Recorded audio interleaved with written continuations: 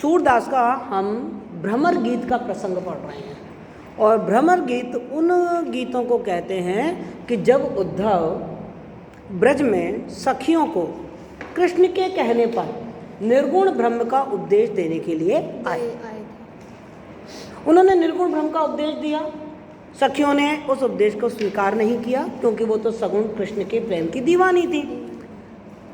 तो सखियां उनकी बात को ढंग से सुन नहीं रही थी। वो वहाँ से उठ के चली जाती थी जहाँ उद्धव आते थे और उद्धव वहीं पहुँच जाते थे जहाँ पर सखियाँ होती थी। तो सखियाँ उद्धव से बहुत परेशान हो गई। वहाँ एक भंवरा घूम रहा था। सखियाँ उस भंवर को संबोधित करके अपने मन की भावना बता रही हैं और उनकी मन की भावना में सिर्फ दो ही बात है। पहली बात, कृष्ण हमारे एकमात्र देवता हैं, हम उन्हीं की ही उपासना करेंगे, हम अपने इष्ट देव को बदलेंगे नहीं। पढ़ चुके हैं अपन पहले ही कि तुम्हारा निर्गुण जो ब्रह्म है उसका ज्ञान तो हमको कड़वी ककड़ी की तरह लगता है। ये ज्ञान तो आप उसको दीजिए जिसके मन में चक्री है, अर्थात जो अपने ईश्वर को बदलते रहते हैं। हमारी तो एकनिष्ठ भक्ति कृष्ण के प्रति है, हम किसी निर्गुण ब्रह्म को नहीं जानते हैं। स्पष्ट कह दिया उन्होंने कि निर्गुण कौन देश को वासी, कौन देश का वासी है भाई, हम नहीं जानते हैं। इन गीतों को भ्रमर गीत के नाम से जाना गया है। और सूरदास ने अपने काव्य में इन भ्रमर गीत को बहुत ही माधुर्य और व्यंग्यपूर्ण तरीके से, इसमें पूरी व्यंग्यात्मकता मिलती है। यदि आपसे कोई पूछे कि भ्रमर गीत की क्या विशेषता है, तो पहले निर्गुण ब्रह्म का खंडन किया गया है, सगुण ब्रह्म की उपासना का मंडन किया गया है। तीसरी बात, व्यंग्यात्मकता है इसमें। जो सखियां हैं वो उद्धव पे व्यंग कर रही हैं। सुबह हम पढ़ के चुके, उद्धव तुमने बहुत अच्छा किया कि तुम ब्रज आ गए, तुमने बहुत अच्छा किया। वास्तव में अच्छा किया था क्या? सखियों की दृष्टि से तो अच्छी बात नहीं थी ना। तो व्यंग कर रही हैं, बहुत अच्छा किया, तुम आ गए, तुम तो आए तो थे हमारे प्रेम को खत्म करने के लिए, पर हमारा प्यार तो और भी ज्यादा कृष्ण के प्रति बढ़ गया है। और साथ ही जो सखियां हैं उनका वाक चातुर्य देखने को मिलता है। कैसे वो उसको उद्धव जैसे विद्वान को निरुत्तर कर देती हैं। पूछती हैं, बता भाई तेरे निर्गुण जो ब्रह्म है उसके माता कौन है? को है जनक, को है जननी, और कौन उसकी पत्नी है, कौन उसकी दासी है, कैसा रंग है, कैसा रूप है, बता तो सही। हम अपने कृष्ण का बताते हैं। और उद्धव उनकी बातों को सुन के ठगासा रह जाता है। यानी कि वाक चातुर्य सखियों का तो आपको मुख्य चीजें ब्रजभाषा है, गेयता है, पदमेत्री है, वाक चातुर्य है, व्यंग्यात्मकता है, ये सारी चीजें आपको याद होनी चाहिए। और ये सब चीजें हम देख रहे हैं। तो यदि आपका ये भ्रमर गीत पे कोई भी प्रश्न आ जाए तो जो बात मैंने बताई है वो विशेषताएं बताते हुए, और जो सूरदास का मैंने आपको एक छोटा सा राइटअप भेजा है, उस राइटअप से इसको शुरू करते हुए, और आपके पास जो भावार्थ दे रखा है वो भावार्थ उसको उदाहरण के रूप में डाल दीजिए। आप में से किसी बच्चे ने मुझसे बहुत अच्छी बात पूछी थी कि मैडम प्रश्न का उत्तर लिखते समय हमें कविताएं लिखनी चाहिए। हाँ, लिखनी चाहिए। यदि आपको, जैसे मैंने आपको समझाया, तो मैंने क्या किया, मैंने कहीं कुछ पंक्तियों, कविता वाली पंक्तियों को काम में लिया। निर्गुण कौन देश को वासी, ऐसे करके। तो कहीं यदि आप अपनी कविता की पंक्तियों को काम में लेंगे भावार्थ समझाते हुए, तो फिर आपका उत्तर बहुत ही सुंदर बन पड़ेगा। तो भावार्थ तो आप बता ही देंगी, आपको याद है कहानी की तरह, लेकिन बीच बीच में आप कविता की पंक्ति भी देंगी तो आपके उत्तर में से खुशबू आने लगेगी। क्लियर? तो अब हमारा रह गया था कि यह और माखन चोर गड़े। अब बार बार उद्धव एक ही बात कह रहा है कि निर्गुण ब्रह्म की उपासना करिए। अब निर्गुण ब्रह्म की उपासना करने के लिए सखी बिल्कुल तैयार नहीं है। मेरी तरफ देख लीजिए, छोड़िए सब कुछ, आप केवल मुझे सुन लीजिए, काफी है आपके लिए। तो सखी कह रही हैं कि तुम हमारे मन में से कृष्ण को निकालना चाह रहे हो। कितने भोले हो। भोला कहें या ज्यादा होशियार कहें, आपको मालूम है कि इतने और आम माखन चोरड़े, हमारे हृदय में जो माखन चोर है ना, अर्थात कृष्ण, अड़ गए हैं, निकल नहीं रहे। हमारे हृदय में वो अड़ गए हैं, निकल ही नहीं रहे। कोशिश करके देख ले भाई, बहुत कोशिश करी है तूने, और कोशिश कर ले, निर्गुण ब्रह्म का उपदेश देखे, पर वो तो हमारे मन में अड़ गए हैं। अब वो अड़ क्यों गए हैं? तो सखी कह रही है, अब कैसे निकसत सुने ऊदो। अरे ऊदो सुन, निकलेंगे कैसे? अरे बुद्धू, वो तो टेढ़े हो गए हैं, वो तो हमारे हृदय में टेढ़े हो गए हैं। आपने सुना होगा, त्रिभंगी लाल कहा जाता है कृष्ण को। कृष्ण की जब भी आप मूर्त देखते हैं तो आप देखते होंगे उनके पैर टेढ़े, फिर उनकी कमर टेढ़ी, और फिर उनकी बांसुरी की तो टेढ़े होकर कृष्ण की छवि हमारे हृदय में बस गई है। अब तो वो निकलेगी नहीं। किसी बर्तन में देखो आप, बोतल में कोई लकड़ी डाल दो, फिर उसको टेढ़ा कर दो, निकलना मुश्किल हो जाएगा उसका। तो वो कह रहे हैं, अब कैसे निकसत सुनी उदो, तिरछे वे जोड़े। वो तो तिरछे होकर इस हृदय में अड़ गए हैं। और यद्यपि अहिर जसोदा नंदन कैसे जात छड़े। तुम्हें मालूम है कि जब कृष्ण यहाँ गोकुल में रहते थे तो अहिर जाति में उनका पालन पोषण हुआ था। उनकी जो माता और पिता थे यशोदा और नंद बाबा, वो अहिर जाति के थे। हमने जात पात देखकर प्यार नहीं किया कृष्ण से। वो अहिर जाति के थे, चाहे उनकी जाति छोटी थी या उनकी जाति बड़ी थी, जाति का हमारे लिए कोई महत्व नहीं था।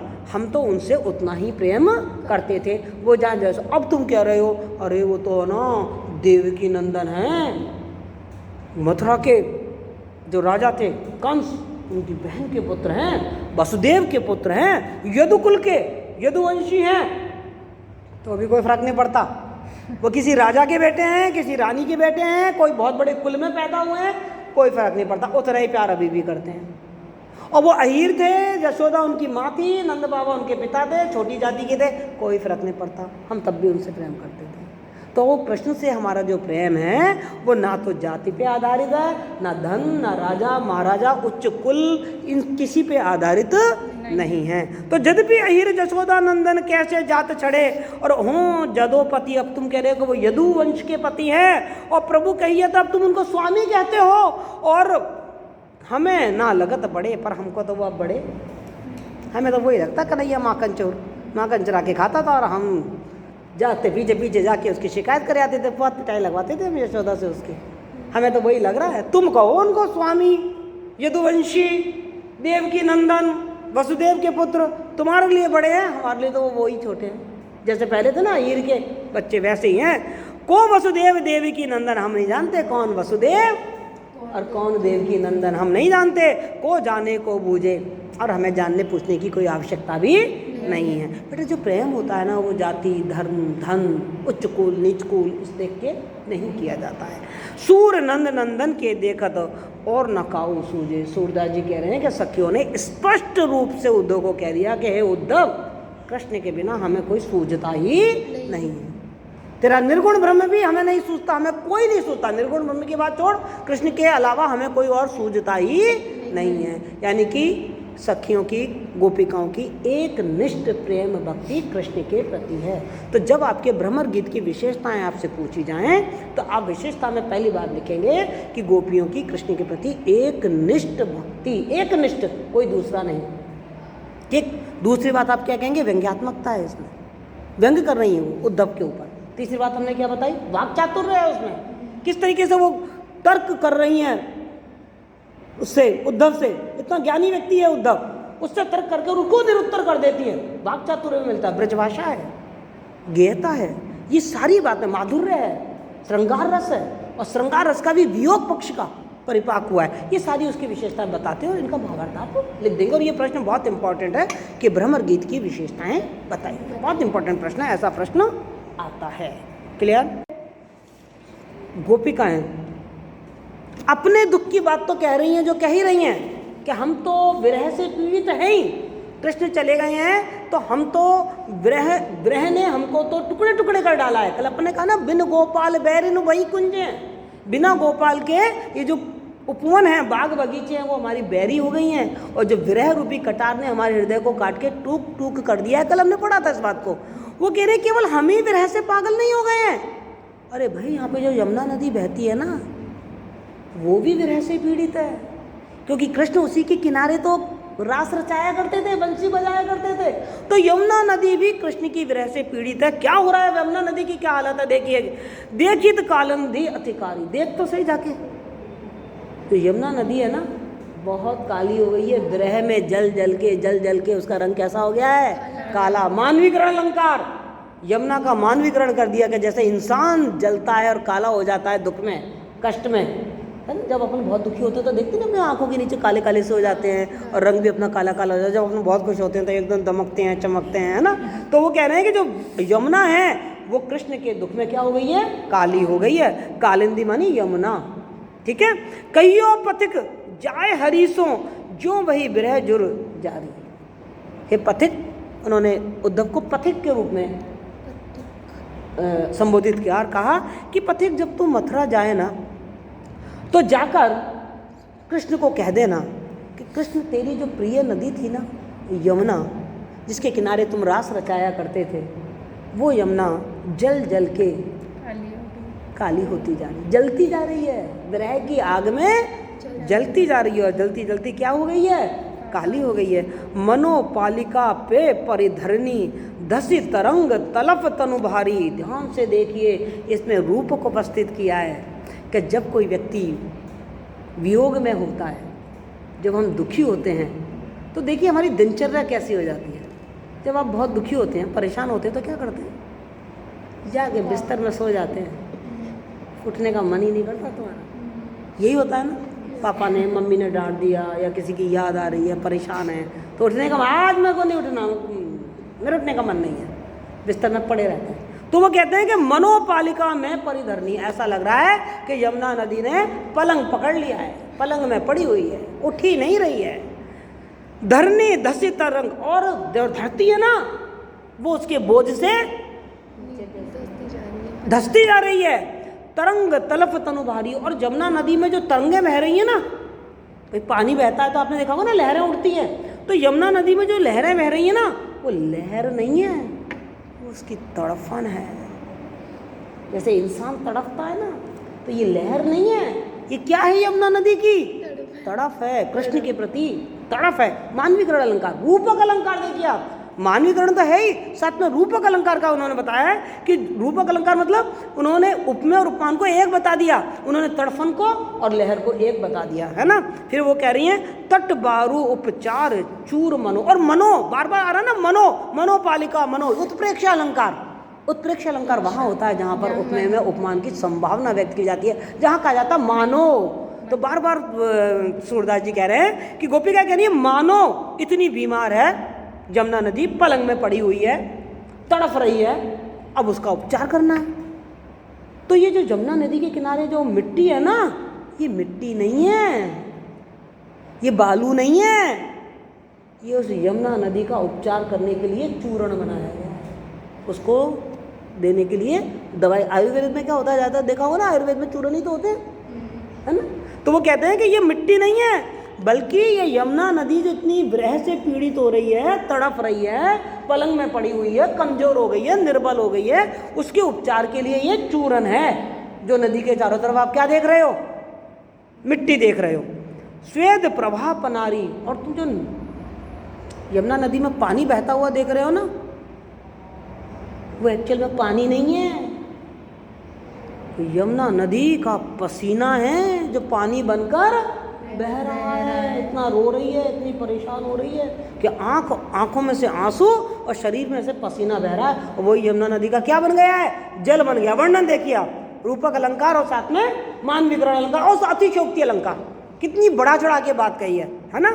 विगलित कच कुस कास पुलिन मनो, और उस विरहणी, जब तुम लोग बहुत दुखी होते हो और पलंग में पड़े होते हो, बाल वाल काटते हो क्या, बिखरे रहते हैं ना बाल वाल ऐसे ही, और भी बिखराल लगो, और भी बिखर तो वो कह रहे हैं विगलित कच कुस का, और ये जो पेड़ पौधे जमुना नदी के चारों तरफ पेड़ पौधे दिख रहे हैं ना, ये पेड़ पौधे नहीं है, ये जमुना नदी के बाल हैं, चारों तरफ बिखरे पड़े हैं, और पंकुज कज्जल सारी। और जो तुम कीचड़ देख रहे हो ना, कीचड़, ये कीचड़ नहीं है, ये जमुना नदी की आंखों का काजल है, सब बह के बिखर गया है।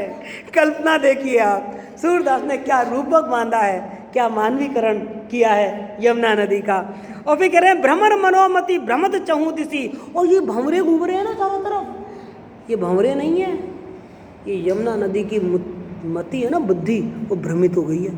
तो जब अपनी बुद्धि भ्रमित हो जाती है तो अपन क्या करते हैं, इधर उधर भटकते फिरते हैं। तो कहते हैं कि ये भ्रमर नहीं है, भंवरे नहीं है, ये यमुना नदी की बुद्धि है जो इधर उधर भटक रहे हैं, हाय कृष्ण, कहाँ कृष्ण, यहाँ कृष्ण, वहाँ कृष्ण, ऐसे करके ये इनकी बुद्धि भटक रही है, ये भ्रमर नहीं है। फिरत है अंग दुखारी, और इनके अंग अंग में दुख भरा हुआ है, क्योंकि कृष्ण को ढूंढते ढूंढते ये चारों तरफ घूम रहे हैं। निस दिन चकई ब्याज बकत मुख किन मानो अनहारी, निस दिन मतलब रोज रोज, चकई ब्याज बकत, तो चकवी बोल रही है ना, तो ये जमुना नदी की जो पानी बहता है ना, तो जब पानी बहता तो आवाज़ होती कल कल कल कल कल कल, पानी की एक आवाज़ होती है ना, जिसको अपन साहित्य में कल कल कहते हैं, कल कल ध्वनि। तो कहते हैं यमुना नदी की जो पानी की आवाज़ आ रही है ना आपको बहने की, ये पानी की आवाज़ नहीं है, ये इसके मन के भाव हैं, बक रही है ये।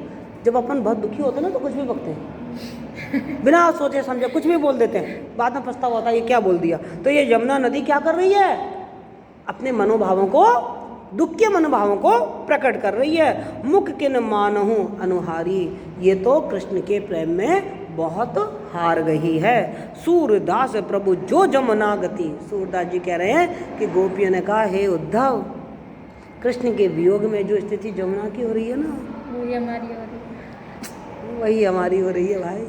तू जावे ना तो कृष्ण को बता देना कि तेरी गोपिकाएं तेरे विरह में बहुत दुखी हो गई हैं, और केवल गोपिकाएं दुखी नहीं हो रही हैं, वहाँ ब्रज का कण कण तेरे दुख में, तेरे विरह में डूबा हुआ है। और इस वाले पद में यमुना के ऊपर कृष्ण की वियोग का प्रभाव बताया है कि यमुना पर उस वियोग का क्या प्रभाव पड़ा। ओके, समझ में आया? मज़ा आया कि नहीं आया? मज़ा आया तो आगे चलें। सूरदास खत्म